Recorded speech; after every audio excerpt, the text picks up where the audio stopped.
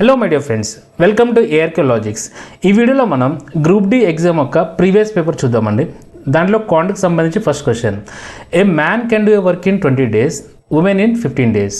If the work together for 5 days, then the fraction of the work that is left is. That is the question.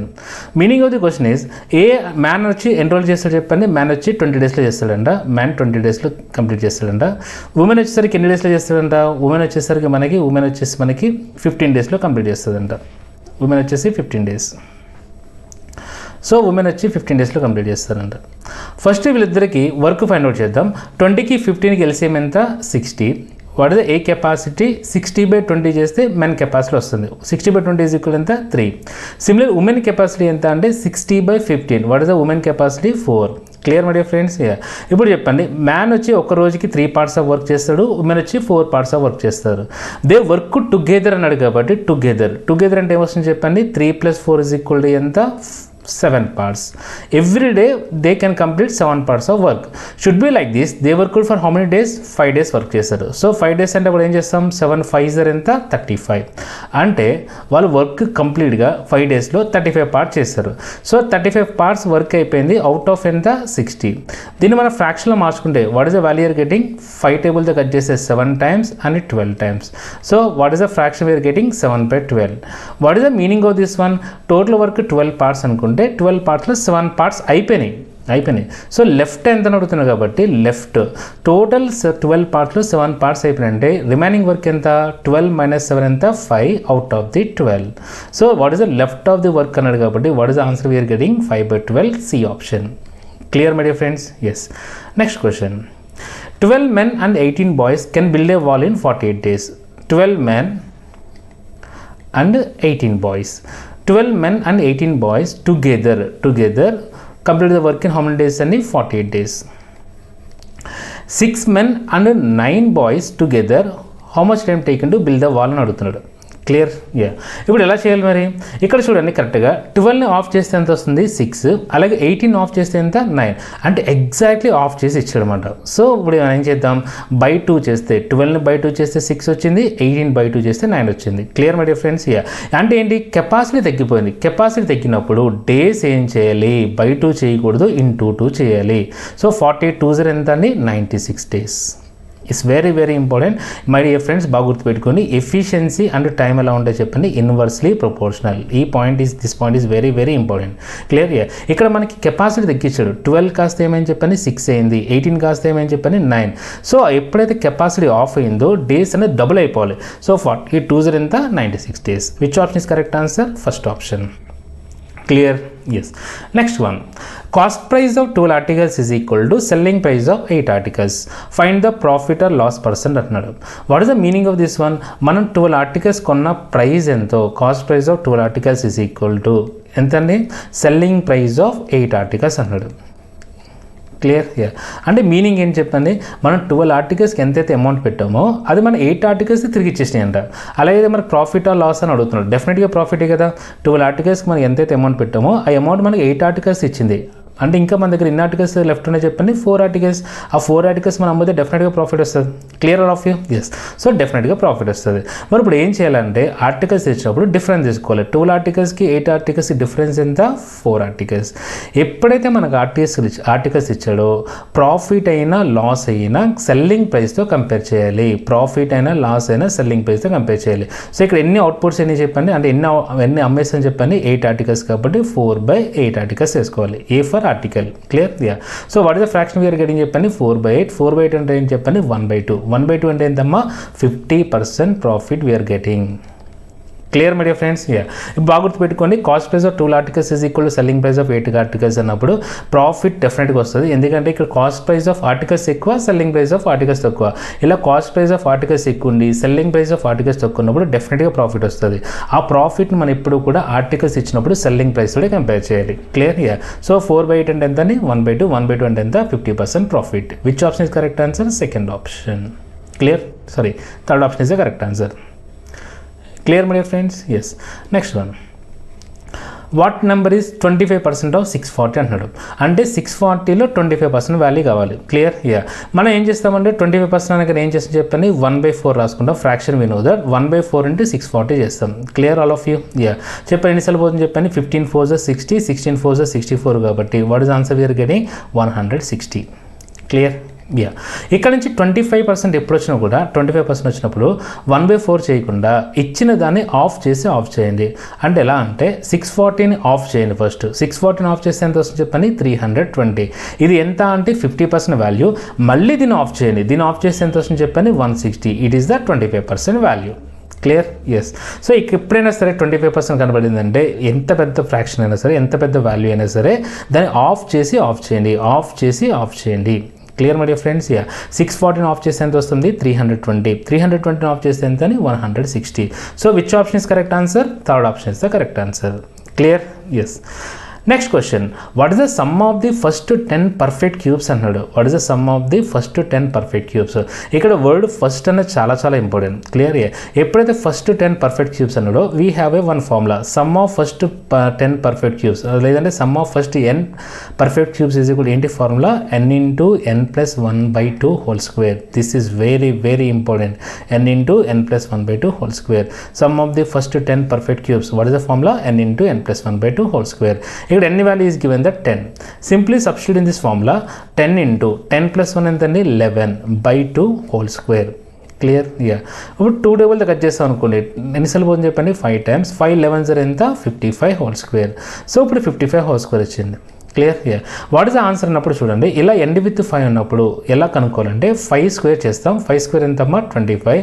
ఏదైతే 10th ప్లేస్లో ఉందో దాన్ని next నెంబర్తో multiply చేయాలి. 5 6 ఎంత అండి, 30.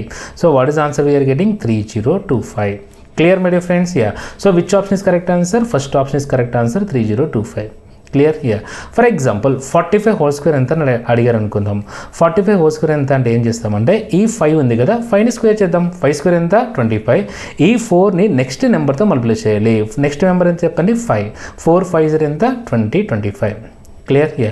సిమిలర్లీ 35 హోల్ స్క్వేర్ ఎంత అని అడిగాడు అనుకోండి, ఇంకా మనం చెప్పకలేదు, ప్రతిసారి 25 వస్తుందండి. 3ని నెక్స్ట్ నెంబర్తో మల్టిప్లై చేయాలి. 3 నెక్స్ట్ నెంబర్ ఎంత అండి, 4. 3 4 ఎంత, 12 25. I hope you understand. Yes. Any doubts my dear friends? No. Next one, what is the number 8 1/3% of 120 అంటున్నాడు. మై డియర్ ఫ్రెండ్స్, ఖచ్చితంగా మనకి 1 to 20 ఫ్రాక్షన్స్ యొక్క పర్సంటేజ్ వాల్యూ తెలియాలి. అంటే ఎలా అంటే 1/2 ఎంతండి, 50%. 1/3 ఎంతండి, 33 1/3%. 1/4 what is the value of 1/4, 25%. Should be like this. We must and should know 1/20 fractions. ఖచ్చితంగా 1/20 ఫ్రాక్షన్స్ తెలియాలి. అప్పుడు మనకి 8 1/3% ఎంత అని అడిగాడు అనుకోండి, all of you know that 8 1/3 is equal అని చెప్పండి 1/12. బాగా గుర్తుపెట్టుకోండి, 8 1/3% ఎంత, 1/12. ఇప్పుడు చెప్పండి 1/12 ఆఫ్ అంటే ఇంటూ 120 ఈజ్ వాట్ అని అడుగుతున్నాడు అనమాట.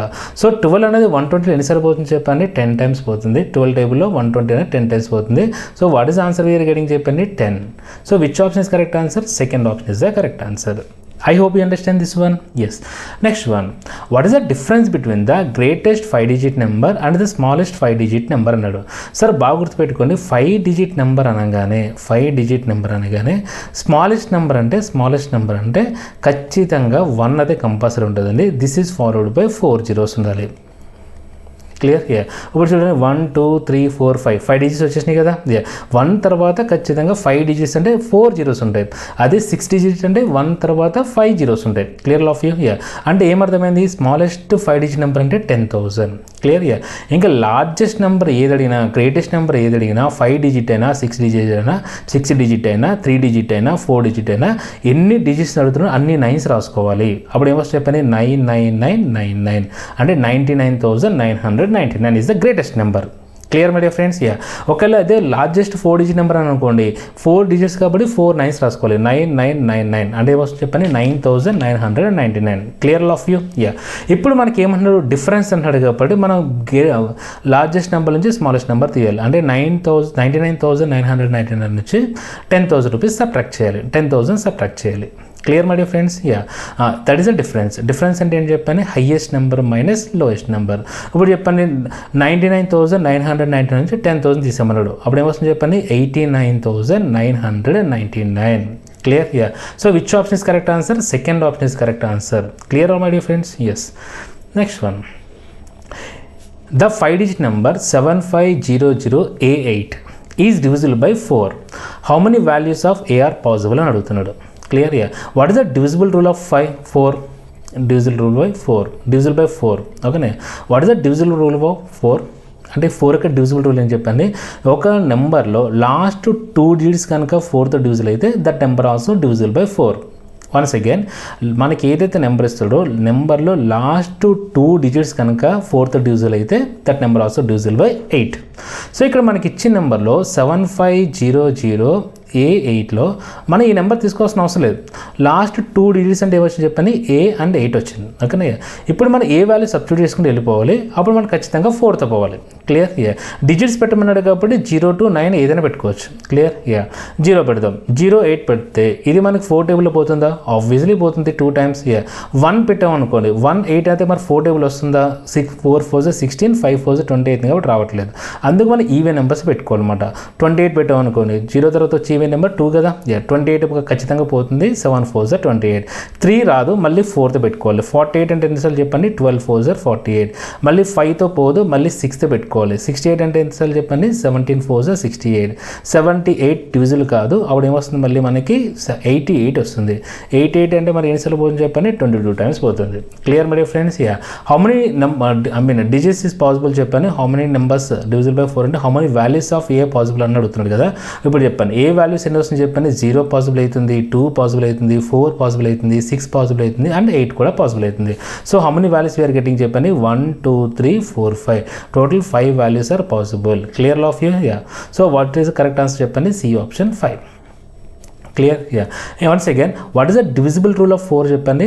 ఒక నెంబర్లో లాస్ట్ 2 డిజిట్స్ కనుక 4తో డివిజిబుల్ అయితే ఖచ్చితంగా నెంబర్ మనకి 4తో డివిజిబుల్ అవుతుంది. క్లియర్? ఎస్. Next one.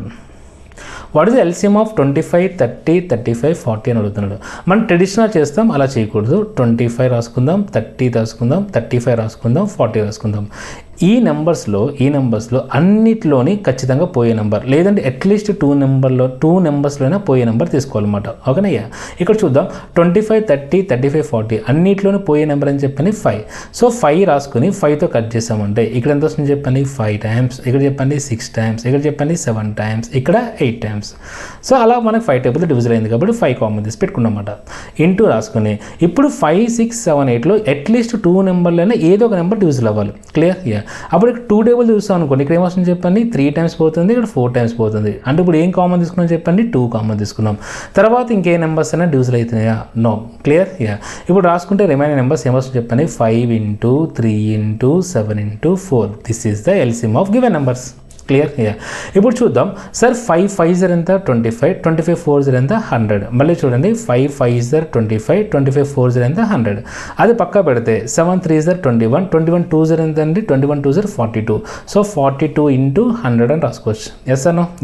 5 5 25. 25 4 100 ఇచ్చింది. Remain number 7 3 21. 21 into 2 ఎంత? 42. ఈ రెండు మల్టిప్లై చేస్తాం అనుకోండి, వాట్ ఇస్ ఆన్సర్ వీఆర్ గని చెప్పండి? 4200. So what is the LCM of given numbers అంటే ఏం చెప్తాం? 4200. Which is correct answer. First option is the correct answer. I hope you understand this one. Yes. Coming to the next question. The principal amount is 6,000 rupees and the interest is 5% per annum. Calculate the simple interest for 2 years అన్నాడు. Clear? అంటే మనకి simple interest కావాలి after 2 years అంటున్నాడు. Clear? We know that every year simple interest same కదా. ఇప్పుడు చెప్పండి 6,000లో మనకి ఎంత పర్సెంట్ కావాలి చెప్పండి? 5% కావాలి. ఫస్ట్ 10% కడదాం. 10% ఒక్క 0 క్లోజ్ చేసుకోవాలన్నమాట. అప్పుడు ఏమొస్తుంది చెప్పండి? 600. 600 10% అది 5% ఎంత వస్తుంది చెప్పండి? 300. ఎస్ అను? అంటే ప్రతి సంవత్సరం మనం 300 పే చేస్తాం అన్నమాట. అలా 2 years అన్నాడు కాబట్టి 300 రాసుకోవడమే. ఎంత వస్తుంది చెప్పండి? 600 is the correct answer. Yes అను? ఎటువంటి ఫార్ములా అప్లై చేయకూడదు. I = PTR/100 అలా ఏం అప్లై చేయకూడదు. మనం తీసుకున్న అప్పు 6,000, 6,000లో మనం 5% పే చేస్తామన్నమాట. సో 10% వాల్యూ కనుక్కుంటే అంటే ఒక జీరో క్లోజ్ చేసుకోవాలి. 600 10% వాల్యూ అన్నమాట. 10% ఈజ్ ఈక్వల్ టు 10% ఆఫ్ 6,000 ఎంత 600. కానీ మనకు కావాల్సింది 5% కదా. 5% అన్నప్పుడు 10% ఆఫ్ కాబట్టి దీన్ని ఆఫ్ చేయాలి. 600 ఆఫ్ చేస్తే ఎంత వస్తుంది 300 రూపీస్ పర్ ఇయర్.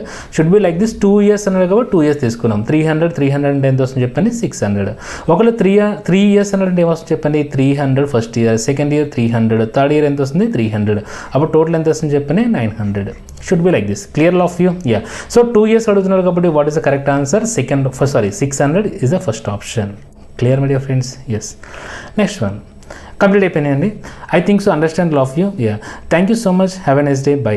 నెక్స్ట్ క్లాస్లో కొన్ని ఎక్కువ క్వశ్చన్ చెప్పడానికి ట్రై చేస్తాను. ఏమైనా ఎర్రర్స్ ఉంటే మీకు ఏమైనా అర్థం కాకపోతే మాత్రం కామెంట్లో అయితే కామెంట్ చేయండి. Clear? Yeah. Thank you so much. Have a nice day. By.